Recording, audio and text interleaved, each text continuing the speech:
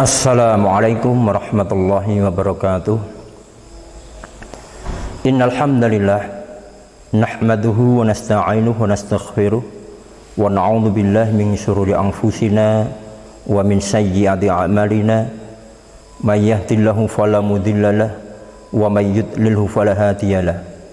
Asyhadu an la ilaha illallah wahdahu la syarikalah wa asyhadu anna Muhammadan abduhu wa rasuluhu la nabiyya ba'dah.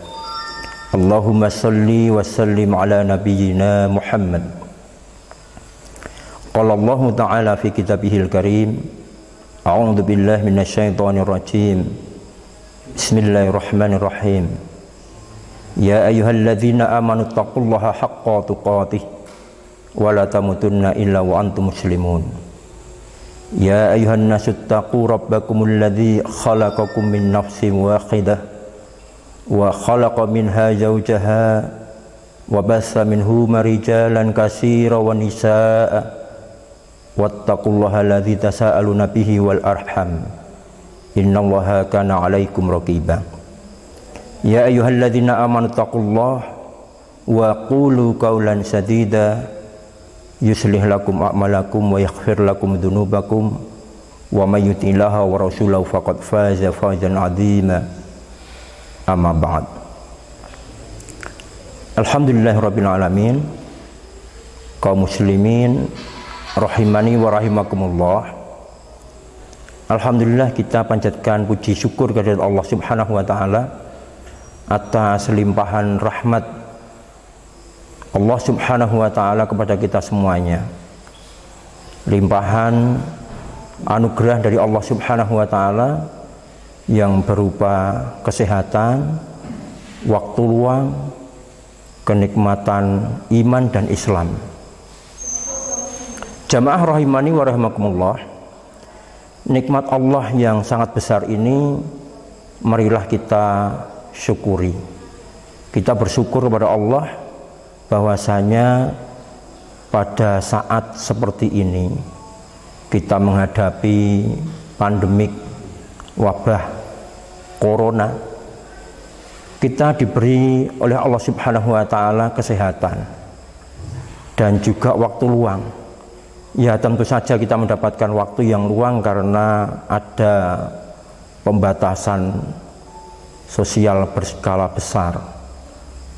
Namun yang perlu kita perhatikan adalah bahwa bagaimana kita bersikap secara benar menghadapi wabah seperti ini. Di samping karena apa?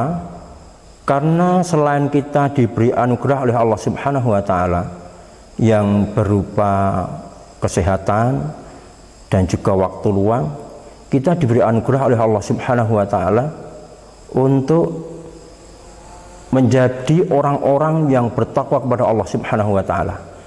Nikmat Allah yang berupa iman dan Islam ini patutlah kita syukuri. Karena dengan iman dan Islam ini kita bisa menapaki hidup kita ini secara benar. Termasuk dalam hal ini adalah dalam menyikapi wabah corona ini. Sikap seorang muslim hendaklah di antara khauf dan roja. Janganlah seseorang itu khauf, terlalu khawatir, terlalu cemas, takut. Akan tetapi juga jangan terlalu mempunyai harapan dalam pengertian bahwa ini bukan apa-apa, ini tidak bermasalah, ini tidak berbahaya, seolah-olah mempunyai suatu harapan yang tidak khawatir sama sekali. Justru sikap kita ini adalah sikap yang semestinya antara khauf dan roja. Bolehlah kita ini takut, ya takut, akan tapi kita juga punya suatu harapan. Sebaliknya demikian juga, kita tidak menganggap perkara ini perkara yang remeh, kita tetap waspada, tetapi kita juga dengan ketakutan itu ya kita harap-harap cemas begitu. Jadi ada harapnya, ada cemasnya. Nah, inilah sikap dari seorang muslim. Dan rasa takut ini juga sebenarnya merupakan ujian dari Allah Subhanahu wa taala. Allah Subhanahu wa taala berfirman di dalam surat Al-Baqarah ayat 155. A'udzubillahi minasyaitonir rajim. Bismillahirrahmanirrahim. Wala nabluwannakum bisyai'in minal khaufi wal ju'i wa naqsim minal amwali wal anfusi was samarat wa basyiris sabirin. Allah Subhanahu wa taala berfirman bahwasanya dan kami pasti akan menguji kamu. Allah Subhanahu wa taala berfirman bahwasanya kami Allah Subhanahu wa taala sesuatu hal yang pasti bahwa Allah itu akan menguji kalian. Menguji untuk apa Allah Subhanahu wa taala menguji? Yaitu untuk melatih kepada orang-orang yang beriman bahwasanya kita ini diberikan oleh Allah Subhanahu wa taala kesempatan untuk hidup. Ini sebenarnya tiada lain bahwa kita beribadah kepada Allah Subhanahu wa taala. Kita menggantungkan diri kepada Allah Subhanahu wa taala, yang mana kita selalu dalam akidah kita bahwa Allah itu tempat kita bergantung. Sebagaimana dalam surat Al-Ikhlas, qul huwallahu ahad Allahus samad. Katakanlah bahwa Allah itu esa. Allah itu esa dan Allah lah tempat kita bergantung. Nah, jamaah rahimani wa rahimakumullah, di dalam surat Al-Baqarah ayat 155 ini ya, Allah Subhanahu wa taala akan menguji kepada kita semuanya. Wala nabluwannakum bisyai'in minal khaufi wal ju'i wa naqsim minal amwali wal anfusi was samarat. Dan kami pasti akan menguji kamu dengan sedikit ketakutan, kemudian juga kelaparan, dan juga bukan hanya ketakutan dan kelaparan itu saja, akan tapi juga kekurangan harta, kekurangan jiwa, yang mana itu akan berimbas kepada buah-buahan atau dalam hal ini adalah pangan.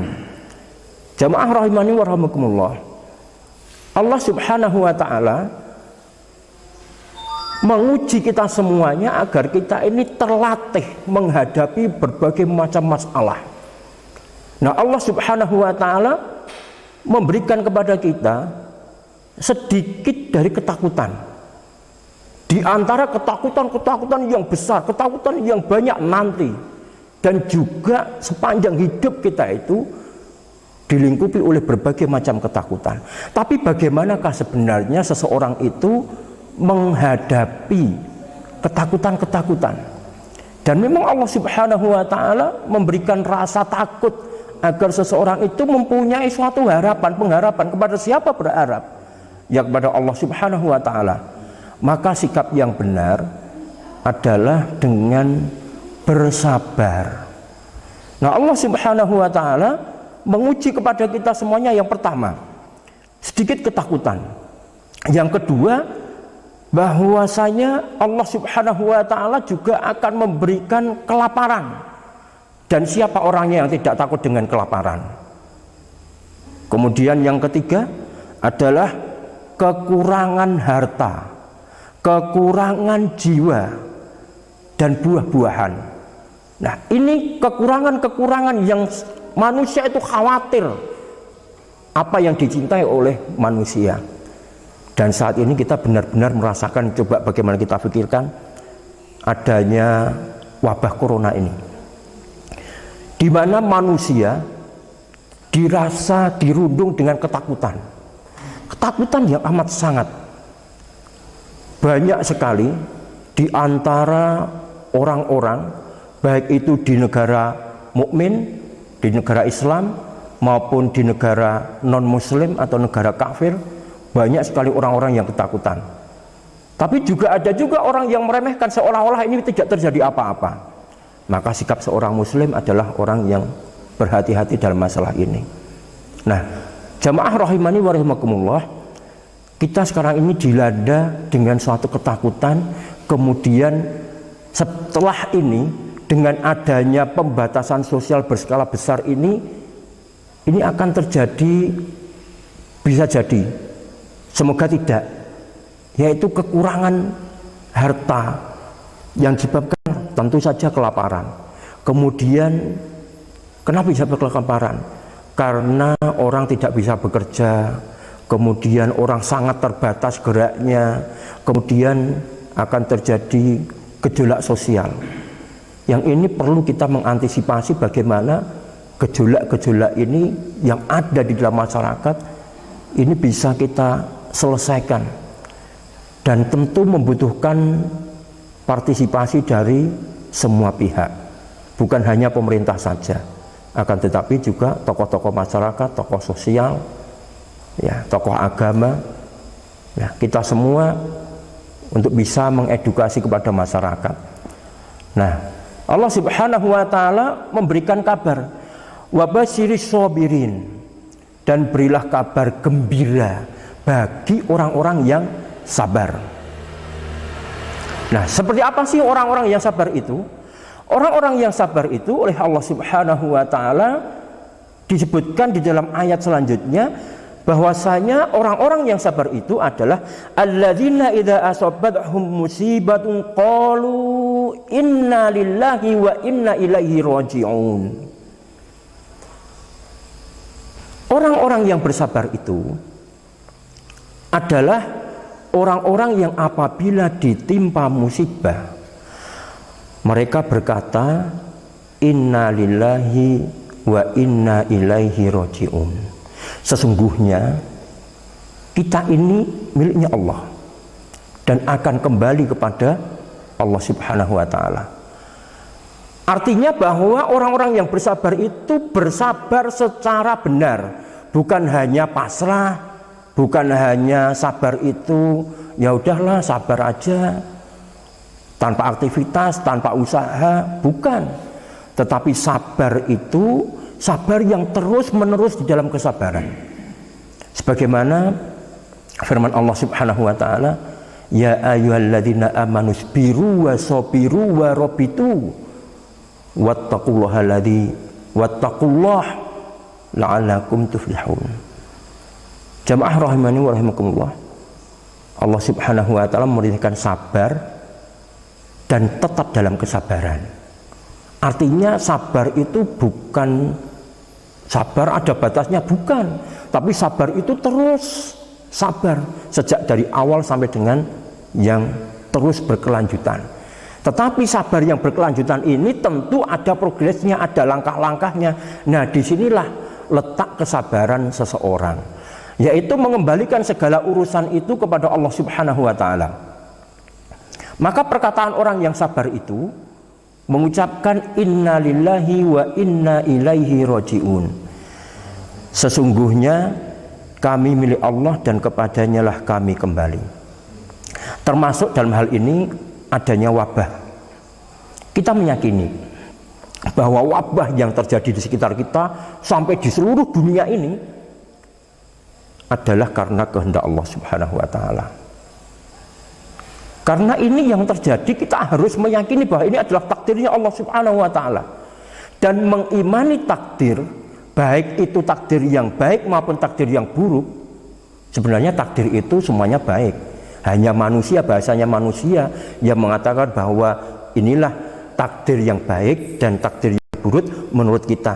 Akan tapi takdir itu baik menurut Allah Subhanahu wa taala. Hanya saja kita ini yang menganggap bahwa ini takdir yang buruk, takdir yang baik. Nah, semua terjadi atas kehendak Allah Subhanahu wa taala. Ketika kita mengembalikan segala urusan ini kepada Allah Subhanahu wa taala, maka keyakinan kita ini menjadi semakin kuat, dan orang-orang yang seperti ini yang mendapatkan petunjuk dari Allah Subhanahu wa taala bahwa mengembalikan segala urusan ini kepada Allah Subhanahu wa taala adalah bentuk seseorang yang mendapatkan hidayah dari Allah Subhanahu wa taala. Di dalam ayat selanjutnya, ayat 157, Allah memberikan gambaran orang-orang yang bersabar itu diberi kabar gembira. Siapa sih orang yang diberikan kabar gembira, yang bersabar itu, yang mengembalikan urusan kepada Allah Subhanahu wa ta'ala, meyakini bahwa ini adalah takdirnya Allah Subhanahu wa ta'ala. Maka kabar gembiranya adalah Allah Subhanahu wa ta'ala berfirman, ulaika alaihim shalawatum min rabbihim wa rahmat wa ulaika humul muhtadun. Nah, mereka itu adalah orang-orang yang memperoleh keberkahan dan memperoleh rahmat dari sisi Tuhan mereka, dan mereka itulah wa ulaika humul muhtadun, mereka itulah orang-orang yang mendapat petunjuk. Coba kita perhatikan orang yang mendapatkan petunjuk. Orang yang mendapatkan petunjuk itu adalah orang yang mengikuti wahyunya Allah dan mengikuti Rasulullah SAW. Pernah suatu ketika kejadian, dan ini sudah sering dibahas di media sosial ketika wabah ini menyebar, bagaimana sikap Umar bin Khattab radhiyallahu an ketika menghadapi wabah di Syams. Beliau itu keluar dari Syams. Kemudian ada yang menegur. Rasulullah Shallallahu Alaihi Wasallam pernah bersabda bahwasanya hindarilah wabah. Orang yang berpenyakit kusta, kamu hindari, kamu lari seperti kamu lari dari singa. Umar bin Khattab radhiyallahu an itu tidak berada atau tidak memasuki kota Syam, negeri Syam yang di situ sedang terjadi wabah. Itu bukan karena masa sih nggak berani, tetapi Rasulullah Shallallahu Alaihi Wasallam telah memerintahkan suatu bentuk bahwa kita itu menghindari musibah, menghindari wabah. Maka Umar bin Khattab itu mengamalkan perintah Rasulullah Shallallahu Alaihi Wasallam. Kita lari dari takdir menuju takdir Allah yang lain. Padahal Umar bin Khattab itu adalah seorang rasionalis. Umar bin Khattab itu pernah menyentuh Hajar Aswad dengan tongkatnya. Tuk. Kamu itu hanyalah sebuah batu. Kalau aku tidak melihat Rasulullah menciummu, maka aku tidak akan menciummu. Juga fatwa-fatwa Umar bin Khattab. Tetapi orang yang menggunakan akal, menggunakan rasionya ini mendasarkan rujuk kepada wahyu, maka dia termasuk orang yang mendapatkan petunjuk, mendapatkan hidayah dari Allah Subhanahu wa ta'ala. Semestinya begitulah sikap kita. Dan janganlah kita itu menjadi orang-orang yang kemudian takut, kemudian cemas. Karena Allah Subhanahu wa ta'ala telah melengkapi pada diri manusia, tubuh manusia ini antibodi. Dan tubuh manusia itu dicipta oleh Allah Subhanahu wa ta'ala dengan sebaik-baik bentuk. Laqad khalaqnal insana fi ahsani taqwim. Manusia itu diciptakan dalam bentuk yang sebaik-baiknya. Termasuk di dalamnya adalah sistem imun, yang di dalam tubuh manusia itu terdiri dari berbagai macam sistem organ. Ada sistem peredaran darah, ada sistem saraf, ada rangka, kemudian ada pernafasan dan sebagainya. Nah, sistem-sistem ini bersatu padu bekerja secara baik di dalam tubuh manusia. Nah, Allah Subhanahu wa ta'ala memberikan di dalam tubuh manusia ini antibodi. Nah, makanya Rasulullah Shallallahu Alaihi Wasallam ketika berkunjung kepada orang yang sakit, pertama kali yang dilakukan oleh Rasulullah itu membesarkan hati orang itu supaya orang itu jangan cemas. Jangan cemas. Soal sakit jangan cemas. Ini kunjungan Rasulullah kepada orang yang sakit, mengatakan, la ba'sa tohurun insyaallah. Enggak apa-apa. Sakit itu enggak apa-apa. La ba'sa tohurun insyaallah. sakit yang kamu alami itu kalau kamu sabar, kamu menerima, maka akan menjadi penggugur dari dosa-dosamu, insya Allah, atas izin Allah Subhanahu wa Ta'ala. Coba kalau kita pikirkan, ini gimana sih empati orang? Ini ada orang sakit, dibilang labak nggak apa-apa, gimana? Tapi ini Rasulullah SAW membesarkan hati. Yang namanya orang sakit itu hampir semua orang itu pernah mengalami sakit. Dan ketika mengalami sakit oleh Rasulullah SAW, la ba'sa tahurun insyaallah. Nggak apa-apa, nggak apa-apa. Sakit itu nggak apa-apa. Wajar, sesuatu hal yang wajar. Di sini Rasulullah SAW membesarkan hati orang yang sakit supaya jangan cemas. Kalau kita berbicara soal kesehatan dalam Tibun Nabawi, kesehatan fisik itu selalu berkaitan dengan kesehatan kolbu.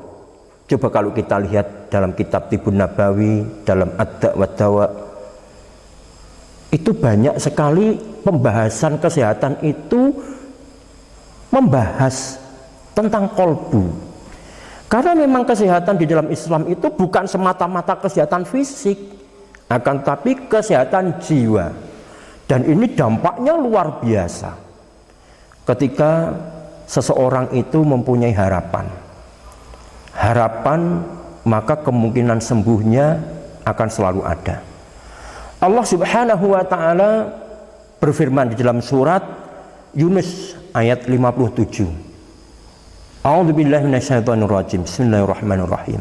Ya ayuhan nas, wahai sekalian manusia, qad ja'atkum mau'izatum mir rabbikum wa shifaa'un lima fi sudur wa huda wa rahmah wa huda wa rahmatul lil mu'minin. Wahai sekalian manusia, yang diseru oleh Allah Subhanahu wa Ta'ala adalah semua manusia, telah datang kepadamu dari sisi Tuhanmu. Allah mengabarkan kepada semua manusia, yang artinya ini terjadi ada dalam Al-Quran, berarti kita harus menyebarkan informasi ini kepada semua manusia, semua orang, apapun agamanya, bahwa ada di dalam Al-Quran yang merupakan mau'idhah, nasihat, kemudian menjadi syifa, obat penyembuh, syifa lima fi sudur, di dalam hati. Kemudian apalagi selain nasihat dan obat, yaitu menjadikan Al-Quran ini adalah hidayah dan juga rahmat bagi orang-orang yang beriman. Sekarang bagaimana manusia ini mau mengimani Al-Quran atau tidak? Bahwa di dalam Al-Quran ini terdapat penyembuh yang luar biasa. Di dunia barat dikenal ada terapi audio. Kita lihat di medsos ada adzan di Jerman, di Belanda, di Italia, di negara-negara yang tadinya dilarang adzan, kemudian sekarang dipersilahkan adzan. Mereka menganggap terapi ini terapi audio. Ya, terapi audio karena mereka tidak punya ayat-ayat yang bisa dibaca, sedangkan kita mempunyai ayat-ayat yang bisa dibaca. Nah, di dalam Al-Quran, ketika seseorang itu membaca Al-Quran, bertilawah dengan Al-Quran, maka makhraj huruf yang ada di dalam Al-Quran itu mengeluarkan dari kerongkongan, dari rongga mulut, dari bibirnya, huruf sengaunya diatur oleh Allah Subhanahu wa Ta'ala, dan ini merupakan mukjizat dari Allah Subhanahu wa Ta'ala. Ketika seseorang membaca Al-Quran, mengambil nafas, menahan, kemudian mengeluarkan sedikit demi sedikit, aktivitas di dalam tubuh itu terus bergerak, dan virus ini akan kalah. Bukan hanya virus, segala macam penyakit disembuhkan dengan bacaan Al-Quran. Berapa banyak orang-orang yang bisa sembuh tanpa obat, dan dengan bacaan Al-Quran orang itu bisa sembuh karena bertawakal kepada Allah Subhanahu wa Ta'ala. Karena Allah telah memberikan sistem imun di dalam tubuh manusia. Jamaah rahimani wa rahimakumullah, seorang biologis dari Amerika Serikat, yaitu Profesor Bruce Lipton, dia mengatakan memang benar COVID-19 ini penyakit yang berbahaya dan penyakit yang mematikan. Kenapa mematikan? Karena ini termasuk jenis flu berat, flu yang baru. Dan kenapa banyak orang yang meninggal? Itu karena sel-sel dalam tubuh kita itu belum ada memori untuk membentuk antibodi melawan virus ini. Maka ketika seseorang itu terkena, sesungguhnya di dalam tubuh ini berusaha untuk melawan, mengeluarkan antibodinya, mengenali virus ini. Dan ini kita patut bersyukur kepada Allah Subhanahu wa taala bahwa Allah itu memberikan sistem imun kepada manusia, kepada tubuh kita. Dan setelah itu sebenarnya kita ini akan melawan dari adanya ancaman penyakit ini. Dan orang-orang yang terdampak terkena virus ini kemudian mengalami kematian, menurut Profesor Bruce Lipton, ini orang-orang yang rawan karena sistem imunnya tidak ada. Kenapa sistem imunnya tidak ada? Karena orang ini mengalami kecemasan. Dan ketika kecemasan itu muncul, maka akan menimbulkan efek berupa keluarnya hormon stres. Ketika hormon stres yang keluar justru mematikan sistem imun. Nah, inilah yang terjadi. Kemudian ada lagi tokoh Dr. Yaitul Akbar. Dr. Yaitul Akbar ini juga mengatakan, dalam situasi yang seperti ini janganlah kita cemas. Karena kalau cemas itu justru akan mengakibatkan berkurangnya atau melemahnya imun. Kalau berbicara tentang kesehatan, ya ini lagi-lagi Dr. Yaitul Akbar ini juga mengungkapkan dari Tibbun Nabawi, kalau berbicara soal kesehatan kembali kepada masalah kolbu. Dan kolbu ini soal ketenangan. Bagaimana rasa bergantung kita kepada Allah Subhanahu wa taala. Dan ketika seseorang itu tidak cemas, mempunyai harapan, maka sistem imunnya akan kuat. Tentu ada perkara-perkara lain yang perlu untuk ditempuh, yaitu pengobatan herbal, seperti misalnya minum madu, kemudian juga habatus sauda, dan juga herbal-herbal yang lain. Ini yang perlu ditempuh. Kemudian juga Syekh Utsaimin mengatakan perihal masalah kecemasan ini, apa pengaruhnya kecemasan dengan kesehatan?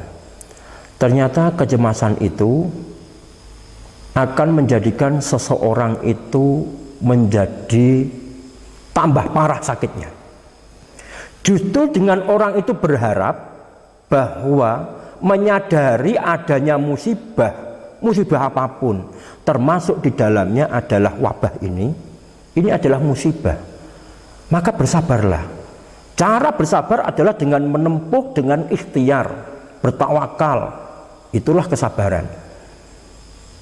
Apabila seseorang itu mengharap pahala dari Allah Subhanahu wa taala menerima wabah ini, tentu ini bukan berarti ya wis lah rapopo, saya sakit tidak apa-apa, bukan. Tapi sikap yang benar bagaimana kita menghadapi wabah seperti ini, waspada jelas iya. Tapi jangan terlalu takut, atau sebaliknya tidak pernah takut dan menganggap ini seolah-olah nggak ada apa-apanya. Biasa saja, bukan seperti itu, tetapi menggantungkan kepada Allah Subhanahu wa taala. Nah, ini yang menjadikan imun tubuh ini akan meningkat. Justru ketika seseorang itu meyakini bahwa ini adalah dari Allah Subhanahu wa taala, digugurkanlah dosa-dosanya. Siapa orangnya yang tidak mau dosa-dosanya berguguran? Mending dosa-dosanya berguguran di dunia ini daripada besok di akhirat. Dan inilah yang menjadikan hidup seseorang muslim itu menjadi kuat, itu karena rasa tawakalnya kepada Allah Subhanahu wa taala. dan meyakini sebagaimana yang ada dalam Al-Quran, wa idza maridtu fahuwa yasfin. Apabila aku sakit, maka dialah Allah yang menyembuhkan. Jadi sebenarnya kita saat ini menjaga diri, kita berobat, ada obatnya, ada dokternya, ada medisnya, semuanya itu hanya wasilah. Sedangkan yang menyembuhkan adalah Allah. Jamaah rahimani wa rahimakumullah, sebagaimana yang diungkapkan oleh Syekh Utsaimin, bahwasanya kita ini tidak boleh hanya cemas kemudian pasrah saja, tapi kita harus beraktivitas, kita harus mempunyai optimisme. Dan ini dipraktekkan oleh para dokter di Amerika Serikat. Barangkali Bapak dan Ibu jamaah rahimani rahimakumullah pernah menyaksikan video yang viral di medsos, yaitu seorang pasien yang terkena COVID-19, virusnya sudah sampai di dada, kemudian di hasil ronsennya juga dia tahu, maka dia seolah-olah pasrah, mau tidur, mau istirahat, tapi justru oleh dokternya jangan, harus aktivitas. Kemudian diminta untuk mengambil nafas, coba lakukan engkau untuk menahan nafas setidaknya 10 detik. Wah, sulit. Lakukan dulu, coba dulu. Dan akhirnya setelah dia merasakan betapa sakitnya, tapi itu harus dilawan. Itulah cara bahwasanya kita ini ingin sembuh dan akhirnya diberikan kesembuhan. Metode yang ada pada diri kita adalah dengan meruqyah, dengan bacaan-bacaan Al-Quran. Banyak sekali contoh-contoh dari pakar-pakar ruqyah seperti Ustadz Nadhif Kholyani, Nuruddin Al-Indonesi, dan juga Ustadz Nasrullah. Nah, ini membuat terapi berdasarkan bacaan-bacaan Al-Quran, yang mana orang itu disuruh untuk membaca Al-Quran setidak-tidaknya Al-Baqarah dan surat Ali Imran. Kalau Al-Baqarah dengan surat Ali Imran tidak bisa, setidaknya surat Al-Baqarah. Kalau tidak bisa membaca, setidak-tidaknya dituntun oleh saudara terdekatnya. Kalau itu pun tidak bisa membaca, setidak-tidaknya mendengarkan audio dari surat Al-Baqarah. Akan lebih bagus lagi apabila kita bertilawah dan memahami isinya. Masya Allah, ternyata yang ada di dalam Al-Baqarah itu banyak sekali yang mungkin itu dosa-dosa kita, yang mungkin itu ada di dalam diri kita, keluarga kita, atau masyarakat kita, sehingga Allah Subhanahu wa Ta'ala menimpakan azab ini. Na'udzubillah min dzalik. Di situ ada tentang muamalah, di situ ada tentang berinfak, di situ ada tentang hubungan pernikahan, di situ ada riba. Barangkali dosa-dosa itu yang menyebabkan Allah Subhanahu wa Ta'ala menurunkan penyakit ini merata di seluruh dunia ini. Ini akan mengingatkan kita untuk kembali kepada Allah Subhanahu wa Ta'ala. Namun siapakah yang bisa mengambil pelajaran? Ya, orang-orang yang mendapatkan petunjuk dari Allah Subhanahu wa Ta'ala. Siapakah orang-orang yang mendapatkan petunjuk dari Allah Subhanahu wa Ta'ala? Adalah orang-orang yang mengembalikan segala urusan kepada Allah, dan mereka inilah orang-orang yang sabar. Jamaah rahimani wa rahimakumullah, marilah kita bersikap secara benar. Yang pertama, tentu kita menganggap bahwa wabah ini wabah yang berbahaya, tetapi jangan takut. Bedakan antara berbahaya dengan ketakutan. Takut tidak boleh, waspada iya, tetapi kita juga harus selalu optimis. Jangan menjadi orang yang over percaya diri, tapi kita tetap harus waspada. Sikap yang benar bagi seorang muslim, menggantungkan segala urusan kepada Allah Subhanahu wa Ta'ala dan mengembalikannya kepada Allah Subhanahu wa Ta'ala. wa idza maritu fa huwa yasfin.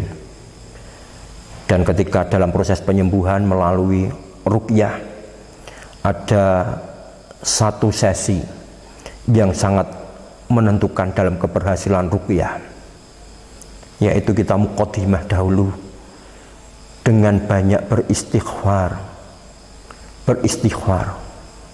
dan banyak-banyaklah kita mengucapkan istighfar ini, memohon ampun kepada Allah Subhanahu wa taala.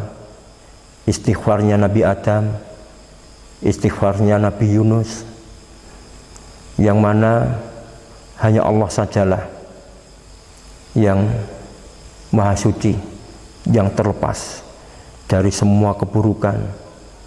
Dan marilah kita juga melazimkan bacaan-bacaan zikir pagi dan petang yang Rasulullah Shallallahu Alaihi Wasallam bersabda, siapa yang membaca kalimat Bismillahi la yadurru ma'asmihi syai'un fil ardi wala fis sama' wa huwas samiul alim, setiap pagi 3 kali, setiap sore juga 3 kali, maka orang itu tidak akan ditimpa suatu keburukan. Orang itu akan dijaga oleh Allah Subhanahu wa taala. Tidak ada yang menjadikan orang itu tertimpa keburukan atau musibah, dan dijaga oleh Allah Subhanahu wa taala dengan kita mengucapkan dengan yakin Bismillahirrahmanirrahim ma'asmihi syai'un fil ardi wala fis sama' wa huwas samiul alim. Bismillah, dengan menyebut asma Allah. La yadurru ma'asmihi syai'un fil ardi wala fis sama', yang dengan disebut asma Allah tidak akan membahayakan sesuatu pun yang di langit maupun yang di bumi ini. Dengan menyebut asma Allah, selalu menyertakan Allah, wa huwas samiul alim, dan dia Allah itu yang maha mendengar juga maha mengetahui. Akhirnya pertolongan itu dari Allah Subhanahu wa taala, dan marilah kita memohon ampun kepada Allah Subhanahu wa taala. Mudah-mudahan Allah memberikan pertolongannya kepada kita semuanya. Hasbunallah wa ni'mal wakil, ni'mal maula wa ni'man nasir.